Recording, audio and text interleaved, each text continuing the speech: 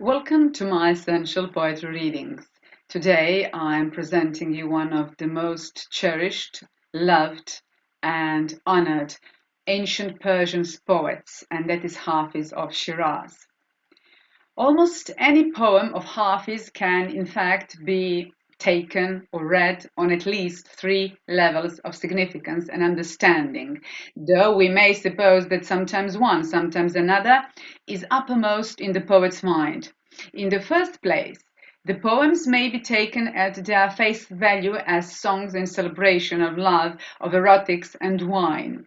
They express the gay and very graceful sensuality of a civilization which had achieved a great degree of refinement and sophistication, and which, in spite of the sternness and rigidity of the Muslim theology which was its background, allowed of a considerable freedom of manners, of speech, of actions and expressions. In addition to the eroticism of its themes, this poetry is pervaded by a sexual symbolism, and very powerful one, which is the more apparent to those familiar with the overtones and with the colors, with the images and words carried in the Persian language. But at a further remove is the interpretation in terms of Sufi mystical theology. The images of Hafiz's poetry are to be taken as applicable to the universal experiences of the mystic. The beloved becomes the divine lover, and separation from him in its various degrees is the dark night of the soul. Union with him, the mystic's ecstatic absorption in the absolute. And there were some commentators, indeed, who gave a precise allegorical significance to every point which the poet enumerates in describing the beauty of his beloved. Thus, the mole of the cheek signifies the point of divine unity. The beloved's curling tresses are the glory which at once veils and reveals the splendor of God, and so on and so on. We all know that mysticism, which employs an erotic imagery, is of course not unknown to the West. We find it preeminently in the poetry of Saint John of the Cross and the Spanish mystics in particular, who at least by way of Ramon Lull, if not through other channels, owed much to the traditions of that powerful and very specific Arabic Sufism. But in Persian, such mysticism had become a recognized part of the entire tradition of lyrical poetry, so that a poet like Hafiz, who is primarily an artist and not a mystic, can sing of sacred and profane love simultaneously and unself-consciously.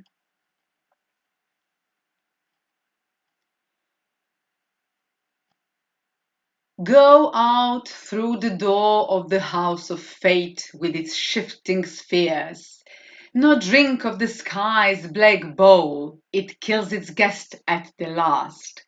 Tell those whose holding at length is no more than a fistful of dust, what need of these proud domes you rear to the sky?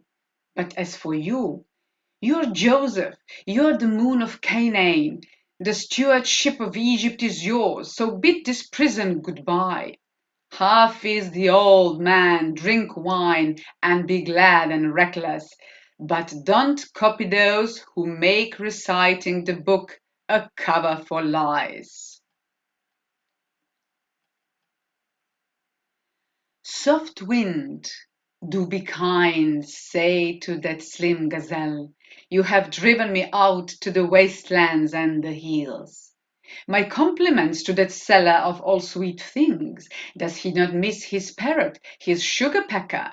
Perhaps, O Rose, your beauty makes you too proud to be asking after the love-stricken nightingale. Men of insight are taken captive by gentleness, but you won't catch a clever bird with a trap or a wire.